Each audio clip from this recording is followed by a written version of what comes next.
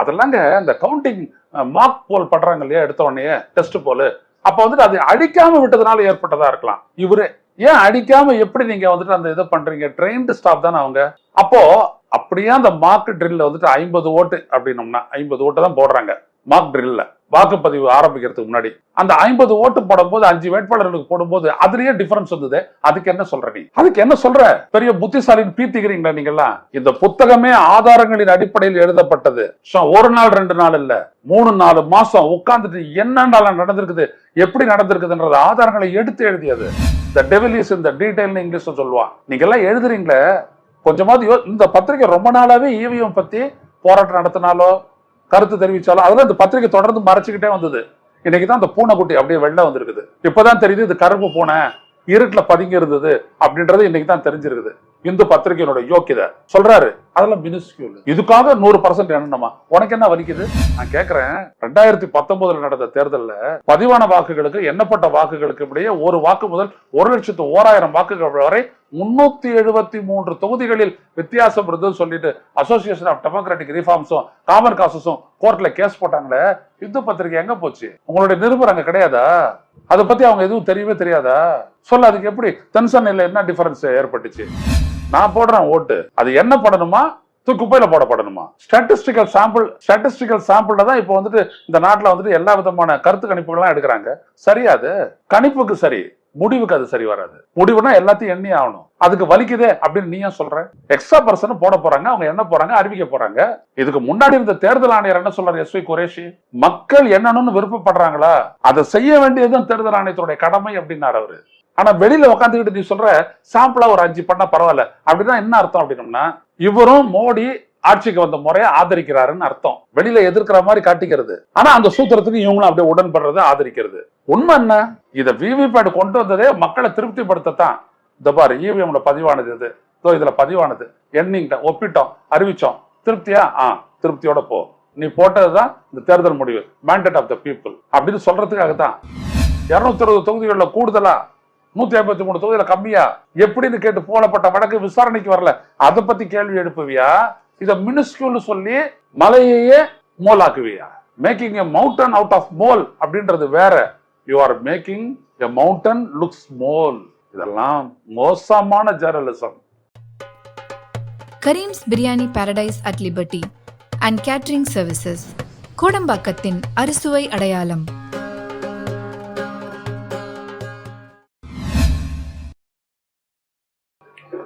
வணக்கம் தொடர்களே, ரோஸ்டர் செய்திகளின் வாயிலாக இன்று மீண்டும் உங்களை சந்திப்பதில் பெருமகிழ்ச்சி அடைகின்றேன்.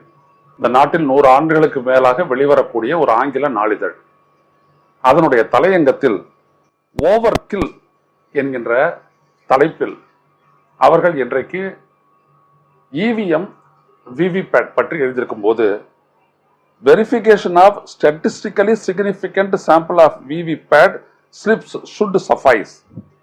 அதாவது விவிபேட்ல இருந்துட்டு ஒரு சாம்பிள் எல்லாத்தையும் எண்ண வேண்டாம், சாம்பிளா ஒரு 4-5 எடுத்து எண்ணி ஒப்பிட்டு பார்த்து முடிவு சொன்னா அது போதும். Suffice. Verification of statistically significant sample of VVPAT slips should suffice என்று சொல்லி ஒரு தலையங்க எழுதியிருக்கிறாங்க. உள்ளபடியே சொல்ல வர பெரிய அதிர்ச்சி இது. எல்லாத்தையும் ரொம்ப ஆழமா ஆராய்ந்து ஒருவர் விடயத்தையும் பேசக்கூடிய, பகுப்பாய்வு செய்யக்கூடிய இந்த நாளிதழ் இப்படி ஒன்றத்தை சொல்லியிருக்குது. என்ன அடிப்படையில் அதை சொல்றாங்கன்னா, இது ஒரு ஸ்டாண்ட் அலோன் மிஷின் இவிஎம்க்கு, அதுக்கு விவிபேட் அட்டாச் பண்ணிட்டீங்க. ஆனா இவிஎம் தொடர்பான மால் ஃபங்க்ஷனிங் அல்லது ஹேக்கிங் தொடர்பாக எதுவுமே நிரூபிக்கப்படல. நிரூபிக்கப்படாத போது விவிபேட்டை நீங்க கொண்டு வந்துட்டீங்க. கொண்டு வந்துட்டு இப்ப அதை 100% என்னன்னு காங்கிரஸ் கட்சியும் மற்றவர்களும் சிலரும் சொல்றாங்க, சிலரும் தான் அவங்க சொல்லுவாங்க, சிலரும் சொல்றாங்க வழக்கு போடுறாங்க அப்படின்னும் போது இது அவசியமற்றது. இது வந்துட்டு தேவையில்லாத அதிகமா ஓவர் கில் அப்படின்னோம்னா, சாதாரணமா முடிக்க வேண்டிய ஒரு விடயத்தை நீங்க பெருசாக்கி அதற்கு பிறகு அதை நிரூபிக்க வேண்டிய அவசியம் என்ன இருக்குது? தேவையே இல்லையே அப்படின்னு சொல்லி இந்த தலையங்கம் சொல்லுது. அப்போ இதுல வரக்கூடிய வேறுபாடை பத்தி என்ன சொல்றீங்கன்னா, அதெல்லாம் தேர்தல் ஆணையம் சொல்ற மாதிரி இவங்க சொல்றாங்க. அதெல்லாங்க இந்த கவுண்டிங் மார்க் போல் பண்றாங்க இல்லையா எடுத்த உடனே டெஸ்ட் போல், அப்ப வந்துட்டு அது அடிக்காம விட்டதுனால ஏற்பட்டதா இருக்கலாம். இவரே ஏன் அடிக்காம எப்படி நீங்க வந்துட்டு அந்த இதை பண்றீங்க? ட்ரெயின்டு ஸ்டாஃப் தானே அவங்க. அப்போ அப்படியே அந்த மார்க் ட்ரில்ல வந்துட்டு 50 ஓட்டு அப்படின்னோம்னா 50 ஓட்டு தான் போடுறாங்க மார்க் ட்ரில்ல வாக்குப்பதிவு ஆரம்பிக்கிறதுக்கு முன்னாடி. அந்த 50 ஓட்டு போடும்போது 5 வேட்பாளர்களுக்கு போடும்போது அதுலயே டிஃபரன்ஸ் வந்தது. அதுக்கு என்ன சொல்ற நீ? அதுக்கு என்ன சொல்ற? பெரிய புத்திசாலின்னு பீத்திக்கிறீங்களா நீங்கெல்லாம்? இந்த புத்தகமே ஆதாரங்களின் அடிப்படையில் எழுதப்பட்டது. ஒரு நாள் 2 நாள் இல்ல, 3-4 மாசம் உட்கார்ந்துட்டு என்னென்ன நடந்திருக்குது, எப்படி நடந்திருக்குதுன்றது ஆதாரங்களை எடுத்து எழுதியது. ஒரு தவறு வருதுன்னா that is a symptom of an inner defect. அதை முதல்ல புரிஞ்சுக்கங்க நீங்க. இப்போ நான் உங்களுக்கு ஒரு போன் போடுறேன், அது உங்களுக்கு தானே வரணும். 10 நம்பர் போடுறேன், அதுல ஒரு நம்பர் மாறி போச்சுன்னா அது வேற ஒருத்தருக்கு போயிடும். அப்படிதானே போவோம். இந்த எலக்ட்ரானிக்ஸ்ல எல்லா விதமான சேஃப்கார்டு இருக்கிறது தான் நான் செல்போனை பயன்படுத்துறேன். ஆனா நான் யாருக்கிட்ட என்ன பொருள்ல பேசுறேனோ அந்த பொருளுடைய அட்வர்டைஸ்மெண்ட் எனக்கு வந்துட்டு ஃபேஸ்புக்ல வருது, அப்புறம் இமெயில்ல வருது. இதெல்லாம் எப்படி வருது? ஃபுல் ஃப்ரெஜ் போகுது இல்லையா? டேட்டாவை தானே அவங்க ஸ்டீல் பண்றாங்க. இதுவும் டேட்டா சமாச்சாரம் தானே. இதெல்லாம் எங்க நடக்குது? அதற்கான ப்ரொவிஷன் வந்துட்டு அது சிப்ல இருக்கிறதுனால தானே இந்த மாதிரி வெளியில போகுது. இதுவும் தான் சிப் ஆபரேட்டட் தானே. இது லார்ஜ் ஸ்கேல் இன்டகிரேஷன் எல்எஸ்ஐ அதுதானே. இது ஸ்டாண்ட் அலோன் மிஷின் சொல்லக்கூடிய இவிஎம். அப்ப அதுலயும் பண்ணலாம்ல. வெளியில இருந்தோ உள்ளே இருந்தோ முன்னாடியோ பின்னாடியோ பண்ணலாம்ல. இந்த நாட்டில் இருக்கக்கூடிய ஒவ்வொரு எலக்ட்ரானிக்ஸ் இன்ஜினியருக்கும் தெரிஞ்ச ஒரு விடயம் இந்த பத்திரிகையினுடைய எடிட்டோரியல் போர்டுல இருக்கிறவனுக்கு தெரியல. தெரியாமல்ல காட்டிக்கிறாங்க. தேர்தல் ஆணையம் சொல்ற மாதிரி இவங்களும் சொல்றாங்க. அப்படியே வரக்கூடிய டிஃபரண்ட் கூட மினிஸ்கியூல் அப்படின்றான். மினிஸ்கியூல்னா என்ன? ரொம்ப சிறிய அளவிற்கானது. ஒரு சட்டப்பேரவை தேர்தலில் 10 ஓட்டுல ஒருத்தர் ஜெயிக்கிறான், 10 ஓட்டுல 2 ஓட்டுல ஒருத்தர் தோக்குறான்ல, மினிஸ்கியூல். ஏங்க மினிஸ்கியூல் டிஃபரன்ஸ் மீண்டும் தேர்தல் நடத்துவீங்களா? அது அப்சல்யூட்டா எடுத்துக்கிறீங்கல்ல. அப்ப அது சரியா இருக்கணுமா இல்லையா? இங்கேதான் இருக்குது வித்தியாசம். The devil is in the detail ன்னு இங்கிலீஷ்ல சொல்லுவான். நீங்க எல்லாம் எழுதுறீங்களே, கொஞ்சமாவது இந்த பத்திரிகை ரொம்ப நாளாவே இவிஎம் பத்தி போராட்டம் நடத்தினாலோ கருத்து தெரிவிச்சாலோ அதெல்லாம் இந்த பத்திரிகை தொடர்ந்து மறைச்சுக்கிட்டே வந்தது. இன்னைக்குதான் அந்த பூனைக்குட்டி அப்படியே வெளில வந்திருக்குது. இப்பதான் தெரியுது இது கருப்பு பூனை இருட்டுல பதுங்கி இருந்தது அப்படின்றது இன்னைக்கு தான் தெரிஞ்சிருக்குது. இந்து பத்திரிகையினுடைய யோக்கியதை சொல்றாரு. அதெல்லாம் மினிஸ்கியூல். இதுக்காக 100% என்னமா உனக்கு என்ன வலிக்குது?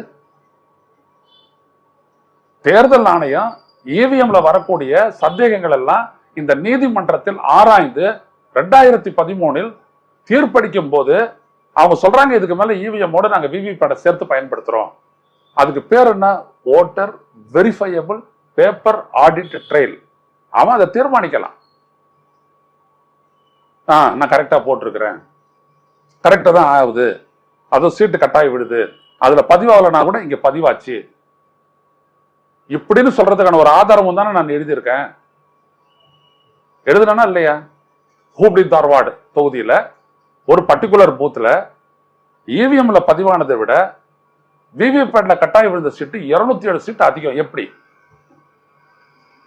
அதுல வந்துட்டு ஒரு 500 ஓட்டு விழுந்துருக்குது, இதுல 707 ஓட்டு விழுந்துருக்குது. எப்படி இது சாத்தியம்? ஒண்ணு அதுல பதிவாச்சு போச்சா, இல்ல இதுல கூடுதலா பதிவாச்சா? எப்படி? எதை சொல்லுங்க. இந்த விளக்கத்தையே தேர்தல் ஆணையம் தரலையே. அப்புறம் இது என்ன டெக்னிக்கல், என்ன எலக்ட்ரானிக்ஸ்? மினிஸ்கியூல். அது 200 ஒரே பூத்துல 207 சீட்டு 207 ஓட்டு கூடுதல் அப்படின்னோம்னா எது உண்மை எது பொய்? இது இவர் சொன்ன டிப் ஆஃப் தி ஐஸ்பர்க். அதான் சொன்னேன், it is the symptom, not a tip of the iceberg, not a simple thing, not miniscule. இந்த மாதிரி பல இடங்கள்ல நடந்தது. தெரிய வந்தது இந்த ஒரு இடம், அவ்வளவுதான். அவங்களே சொல்றாங்க 8 இடத்துல இது வந்துட்டு இந்த மாதிரி தப்பா காட்டுச்சு. தினத்தத்துல அட்வர்டைஸ்மெண்ட் கொடுத்தாங்க. அதை நான் அந்த புத்தகத்துல எழுதியே வச்சிருக்கிறேன். தேர்தல் ஆணையமே ஒத்துக்குது. ஆனா இந்து வந்து மினிஸ்கியூல். தேர்தல் ஆணையத்துக்கு டெக்னிக்கல் எக்ஸ்பர்ட் கமிட்டின்ற டிஎஸ்சி ஒத்துக்கிட்டதுக்கு பிறகுதானே விவிபேட்டை கொண்டு வரீங்க. கொண்டு வந்து எவ்வளவு வாங்குறீங்க? 17,30,30,000 மிஷினை வாங்கி வச்சிருக்கீங்க தேர்தலில் பயன்படுத்துறதுக்கு. நாடு முழுவதும் 10.25 லட்சம் பூத் இருக்குது, 17 லட்சம் வாங்கி வச்சிருந்தீங்க. ஆனா பயன்படுத்துறது வெறும் 20,000. என்ன சொன்னீங்க அதுக்கு காரணம்? இதெல்லாம் எண்ணி ஒப்பிட்டு முடிவு அறிவிச்சா 1 மாசத்துக்கு மேல தேர்தல் முடிவு வர்றதுக்கு ஆகும் அப்படியெல்லாம் சொல்லி நீதிமன்றத்துக்கு தவறான தகவலை கொடுத்து வெறும் 20,000 மிஷினை மட்டுமே பயன்படுத்திட்டு அதுலயும் 8 மிஷின் டிஃபெக்டிவா இருந்துச்சு, தப்பா காட்டுச்சு அப்படின்னு நீங்க சொல்லி முடிவு வருது. இவர் சொல்றாரு சாம்பிளா ஒரு அசம்பிளிக்கு 5 தொகுதி அது போதுமானது. இவரு இந்து பத்திரிகை சொல்றாரு. நான் என்ன கேட்கறேன்னா, அதெல்லாம் செக் பண்ணி பார்த்து ஒப்பிட்டு தான் முடிவு அறிவிச்சாங்களா? தெரியுமா உங்களுக்கு? தமிழ்நாடு அசம்பிளில எல்லா பூத்துலையும் வச்சாங்க, எல்லாத்தையும் எண்ணாங்களா? 5 ஒரு சட்டப்பேரவை 5 தடவை ஒப்பிட்டு எப்ப சொன்னாங்க தெரியுங்களா? 1 மாசம் கழிச்சு. எந்த ஏஜென்ட் இல்லை, ஒருத்தனும் இல்லை. இது அப்படியே சொல்லிட்டு போயிடுது, எல்லாம் கரெக்டா இருக்குது அப்படின்னு ஒரு அறிக்கையை மட்டும் கொடுத்துட்டு தூக்கிட்டு போயிட்டாங்க மிஷினை. தூக்கிட்டு போயிட்டு எல்லா விதமான விவிபேட்ல ரெஜிஸ்டர் ஓட்டெல்லாம் அழிச்சிட வேண்டியது, வச்சு கொளுத்து. ஏன்னா உண்மை இருந்துடக்கூடாது, வச்சு கொளுத்தியாச்சு, அவ்வளவுதான். அப்போ என்ன அர்த்தம்? சரி, அதுக்கப்புறமும் ஏன் ஒரு 5,000 கோடி செலவு பண்ணி மறுபடியும் ஒரு 24 லட்சம் மிஷினை வாங்கினீங்க? ஏன் தேர்தல் ஆணையம் வாங்குச்சு? தேர்தல் ஆணையம் தெரியுது நம்ம பண்றது ஃப்ராட் என்னன்றது. ஆனா அதை மறைக்கிறதுக்கு அது செய்யக்கூடிய முயற்சியை நீதிமன்றத்தில் இதுக்கு மேல இது ஒர்க் அவுட் ஆகாது அப்படின்னு உடனே இது என்ன பண்ணுது? பத்திரிகாரங்களை வழியா எழுத வைக்குது. அதுதான் இந்துனுடைய வெளிப்பாடு. இப்ப அடுத்த வாரம் இந்த தேர்தல் விசாரணைக்கு வருது, ரைட்டுங்களா? அதுக்கு முன்னாடி இவர் தலையங்க எழுதி இன்ஃபுளுயன்ஸ் பண்றாரு. இன்ஃபுளுயன்ஸ் ஆகுமா ஆகாதுன்றது வேற விடயம். இது என்னது? இது நான் போடுறேன் ஓட்டு, அது என்ன பண்ணணுமா? குப்பையில போடப்படணுமா? ஸ்டாட்டிஸ்டிக்கல் சாம்பிள் தான் இப்போ இந்த நாட்டில் எல்லா விதமான கருத்து கணிப்புகள்லாம் எடுக்கிறாங்க. சரியாது கணிப்புக்கு சரி, முடிவுக்கு அது சரி வராது. முடிவுனா எல்லாத்தையும் எண்ணி ஆகணும். அதுக்கு வலிக்குதே அப்படின்னு நீ ஏன் சொல்ற? எக்ஸ்ட்ரா பர்சன் போட போறாங்க, அவங்க என்ன போறாங்க, அறிவிக்க போறாங்க.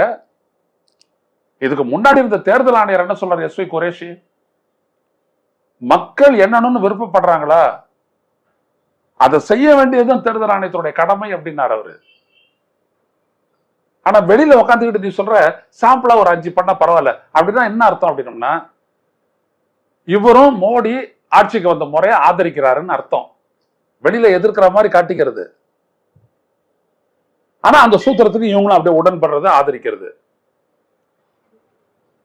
உண்மை என்ன? இத விவிபேட் கொண்டு வந்ததே மக்களை திருப்திப்படுத்தத்தான். இந்த பாரு இவிஎம்ல பதிவானது இது, இதுல பதிவானது, எண்ணிங்கிட்ட ஒப்பிட்டோம், அறிவிச்சோம், திருப்தியா? திருப்தியோட போ, நீ போட்டதுதான் இந்த தேர்தல் முடிவு, மேண்டேட் ஆஃப் த பீப்புள் அப்படின்னு சொல்றதுக்காகத்தான். அதையும் குறைச்சிங்க, அதான் கேள்வி. எல்லாத்தையும் பண்ணுங்கன்னு ஏன் சொல்றோம்? அவ்வளவு வெளிப்பட்டு இருக்குது. ஒரு டெஸ்ட் பேலட்லயே ஃபெயிலியர் ஆகக்கூடிய ஒரு இன்ஸ்ட்ருமெண்ட் ஒரு இன்ஹரண்ட் டிஃபெக்ட் அப்படின்னு சொல்லி போறதா, இல்ல சோர்ஸ் கூட தப்பா பண்ணியிருக்கிறாங்கன்னு போறதா? எவ்வளவு மிஷினே ஆகும் அந்த மாதிரி. ஒரே விதமான சிப்பு தானே, ஒரே விதமான சிப்புல எப்படி அந்த மாதிரி ஆகும் சொல்லுங்க?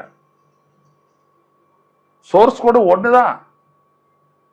ஒரு இடத்துல அப்போ பல இடங்கள்ல நல்லா இருக்குது, சில இடங்கள்ல மட்டும் வருதுன்னா அதுக்கு என்ன காரணமா இருக்க முடியும்? அதை நீ சொல்லு.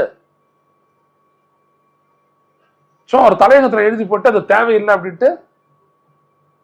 ஆக குற்றச்செயலுக்கு உடந்தையாகக்கூடிய ஒரு கருத்து இது ரொம்ப அபாயகரமானது. இன்னைக்கு அந்த வழக்கு வந்திருக்குது, அடுத்த வாரம் செவ்வாய்க்கிழமை விசாரிக்க போறாங்க. எப்படி வேணாலும் வரலாம் இந்திய நீதிமன்றத்திலிருந்து தீர்ப்பு, அது வேற விஷயம்.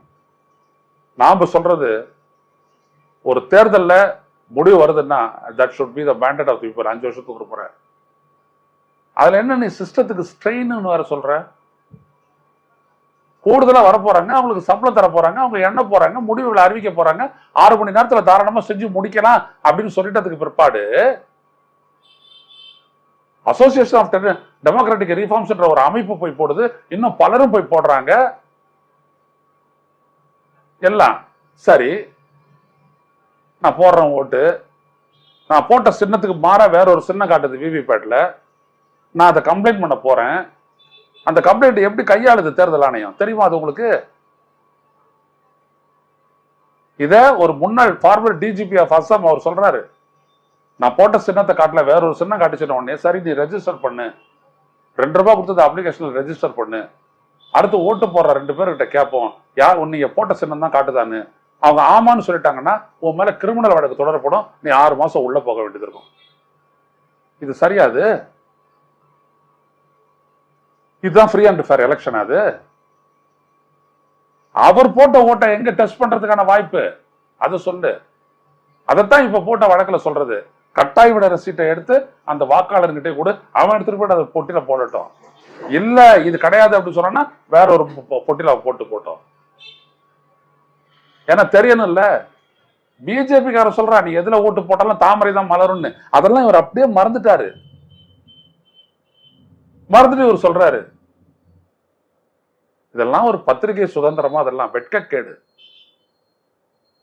எப்படி பண்றாங்க பாருங்க. நீங்க தயவு செய்து அந்த தலையங்கத்தை ஒவ்வொருத்தரும் படிங்க. இவ்வளவு காலம் இதை பத்தி எழுதுறோம், இதை பத்தி ஒரு அனாலிசிஸ் கிடையாது, ஒரு டெக்னிக்கல் இது இப்படிலாம் நடக்கிறதுக்கு வாய்ப்பு இருக்கா அப்படின்னு டெக்னிக்கலா அனலைஸ் பண்ணல. நீங்க இந்த பாருங்க, எலெக்ஷன் எலக்டோரல் டெமோக்ரஸின்னு ஒரு கேள்விக்குறி போட்டு சிட்டிசன்ஸ் கமிஷன் ஃபார் எலெக்ஷன் அப்படின்ற ஒரு அமைப்பு இந்த உலகத்தில் இருக்கக்கூடிய எக்ஸ்பர்ட் எல்லாம் வச்சு இது இந்த மாதிரி ஒரு ஜனநாயக முறைப்படியான ஒரு தேர்தலுக்கு இது சரியான்றதை பத்தி அனலைஸ் பண்ணி எழுதி புத்தகமா வெளியிட்டாங்க. அது வெளியிட்டு 2 வருஷம் ஆச்சு. அன்னைக்கெல்லாம் கேள்வி கேட்ட ஒண்ணு எழுதலையே.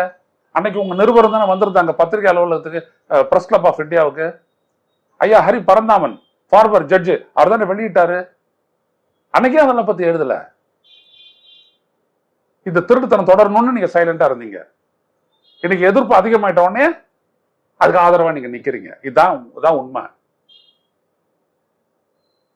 எவ்வளவு அநியாயமான ஆர்டிகல் இதெல்லாம். தலைப்பு இதுக்கு பேர் வந்துட்டு தலையங்கமா? அது அடப்பாவி, இதுக்கு பேர் வாலங்கம். கிரிமினல் வேலையை செய்யறாங்க, அதனுடைய வாழை நீங்க இருந்து செயல்படுறீங்க. அதான் உண்மை. டேவிட் டில் அப்படின்றவரு எப்படி இதை பயன்படுத்துறீங்க, எந்த நம்பிக்கையின் அடிப்படையில், தொழில்நுட்ப அத்தாட்சியின் அடிப்படையில் நீங்க இதை பயன்படுத்துறீங்கன்னு இந்திய தேர்தல் ஆணையத்துக்கு ஒரு நீண்ட நெடிய கடிதத்தை எழுதுறாரு அமெரிக்கால இருந்துட்டு. இந்த தேர்தல் ஆணையம் அதனுடைய எக்ஸ்பர்ட் கமிட்டியை வச்சு ரிப்ளை பண்ண வேண்டியதானே? கோர்ட்டெல்லாம் அப்புறம் இருக்கட்டும், ஏன் செய்யல? அவங்க ஏன் செய்ய போறாங்க? இவ்வளவும் பண்ணக்கூடிய அமெரிக்கால என்ன விதமான தேர்தல் முறை இருக்குது? அவனை பழங்காலத்துக்கு போயிட்டான். அவன் ஏன் காயத்தல் ஓட்டு போட்டுட்டு இருக்கிறான்? ஜப்பான்ல ஏன் காயத்துல ஓட்டு போட்டுட்டு இருக்கிறான்? இங்கிலாந்து உள்ளிட்ட மேற்கத்திய நாடுகளையும் அப்படி ஓட்டு போட்டுட்டு இருக்கிறான். உனக்கு மட்டும் என் மெஷின் தேவைப்படுது. எனவே இதுதான் தி சப்போர்ட்டர்ஸ் ஆஃப் ஸ்டேட்டஸ் கோ. எதுவும் மாறக்கூடாது என்று சொல்பவர்களுக்கும் எதுவும் சரியாக இருக்க வேண்டும் என்று மாற்றத்தை விரும்புபவர்களுக்குமான இடைவெளி. சோ இவருடைய இந்த முகத்திரை எப்படி கிழிஞ்சிருச்சு பாத்தீங்களா? 100 ஆண்டுகளுக்கு மேற்பட்ட ஒரு தேச நாளிதழ் தான் தேச நாளிதழ். உண்மையை மறைக்கிறது, வேணான்னு சொல்றது. அப்ப இதுல இருந்து புரிந்து கொள்ளுங்கள் மக்களே, இந்த நாட்டில் நடக்கக்கூடிய ஒவ்வொரு போராட்டமும் எப்படிப்பட்டதுன்றதை புரிஞ்சுக்கங்க.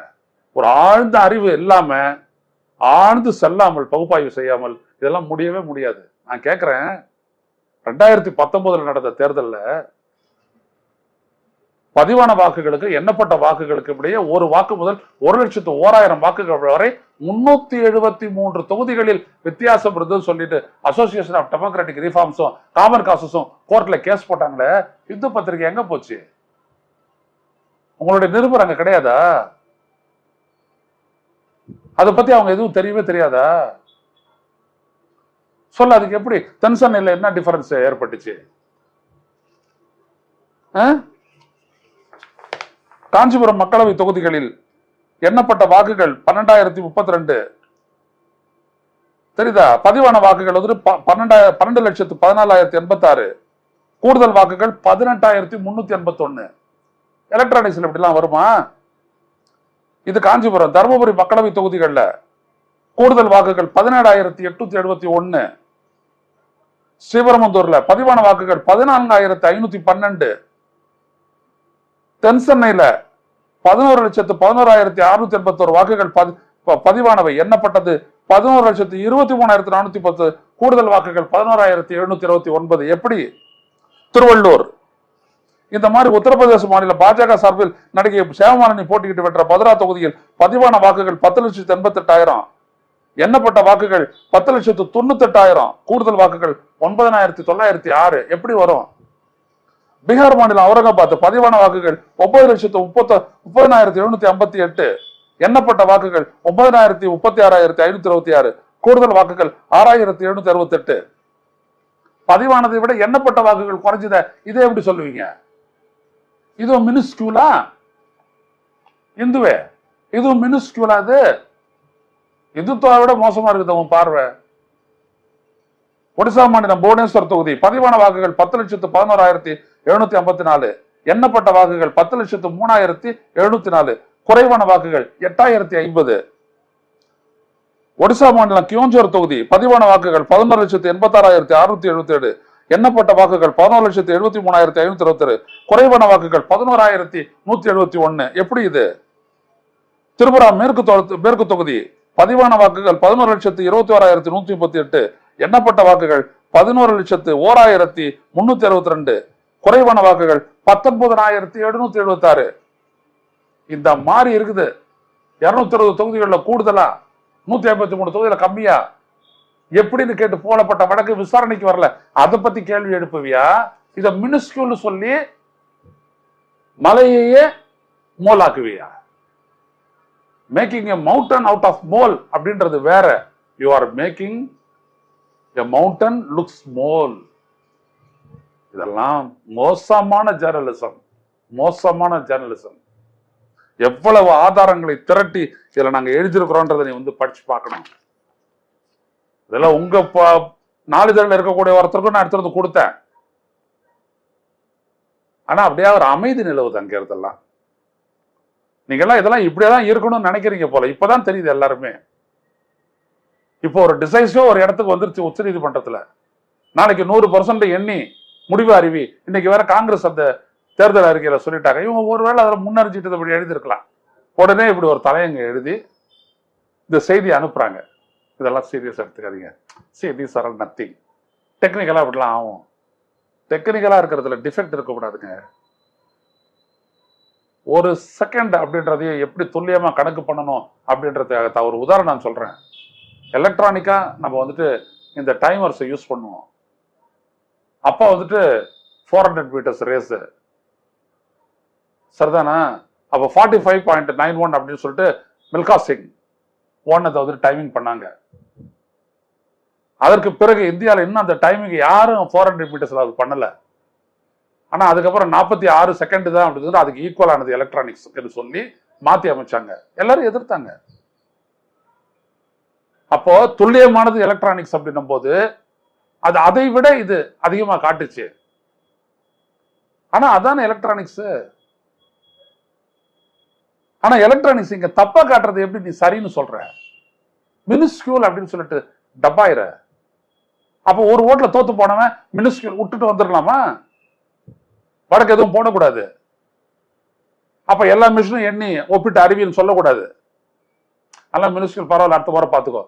யாருக்கு சொல்லக்கூடிய சொல்லுது? இதுக்கு பேர் மேண்டேட். அது அதுவும் இந்த தலையங்கம் எந்த நேரத்தில் அது எழுதப்படுதுன்னா, ஒரு முக்கியமான வழக்கு உச்சநீதிமன்றத்துல இன்னொரு ஒரு லாயர் முகமது பிராச்சா அவர் வந்துட்டு வேட்பாளராகவும் உத்தரப்பிரதேசத்தினுடைய ஒரு தொகுதியில போட்டியிடுறாரு. உத்தரப்பிரதேச மாநிலம் ராம்பூர் மக்களவை தொகுதியில போட்டியிடுறாரு முகமது பிராச்சா என்கின்ற ஒரு வழக்கறிஞர். அவர் என்ன போட்டிருக்காருன்னா, அவருடைய மனுல தேர்தல் ஆணையத்துக்கு அவர் சொல்லியிருக்காரு, நீங்க வந்துட்டு இந்த தேர்தலை இவிஎம்ஐயே வச்சு நீங்க நடத்துறது தப்பு, அவசியம் இல்லை. ஏன்னா ரெப்ரசன்டேஷன் ஆஃப் பீப்புள் ஆக்டினுடைய செக்ஷன் 58 படி நீங்க 59 I am writing to you in order to draw your kind attention to the provisions of section 59 of the Representation of People Act, which provides for elections to be held through ballot papers, as also to the provision of section 61A of the same act, which provides that the giving and recording of votes by voting machine may be adopted in such constituency or constituencies as the election commission may, having regard to circumstances of each case specify. அதாவது எங்க paper பேலட்டை வச்சு நீங்க தேர்தல் நடத்த முடியாதோ அங்க நீங்க வந்துட்டு எலக்ட்ரானிக் ஓட்டிங் மிஷின் வச்சு தான் பண்ணலாமே தவிர எல்லா இடத்துலையும் நீங்க பண்ணக்கூடியது பேப்பர் பேலட்டை வச்சு தான் பண்ணணும் அப்படின்னு ரெப்ரசன்டேஷன் ஆஃப் பீப்புள் ஆக்ட் சொல்லுது அப்படின்னு சொல்லி அதை எடுத்து தேர்தல் ஆணையத்துக்கு ஒரு வாரத்துக்கு முன்னாடி அனுப்புனாரு. இப்ப அவர் வழக்குல வந்துட்டு தன்னை இணைத்து கொண்டு உச்ச நீதிமன்றத்தை கேட்கிறாரு, எப்படி இவங்க எல்லா இடத்துலயும் இவிஎம் பயன்படுத்தலாம், பேப்பர் பேலட்டை பயன்படுத்த சொல்லுங்க, எங்க பேப்பர் பேலட்டை கொண்டு போயிட்டு சேர்க்க முடியாது அந்த இடத்துல இவிஎம் பயன்படுத்தலாம், அப்படிதான் செக்ஷன் 61B சொல்லுது அப்படின்னு சொல்லி போட்டிருக்காரு.